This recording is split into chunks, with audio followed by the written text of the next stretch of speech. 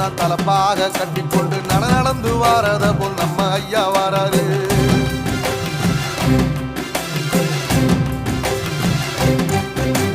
கர்ணன் கொடுத்தது என்ன சீதக்காரி தந்தது என்ன ஐயா உசுறு வர அள்ளி அள்ளி தருவாரு.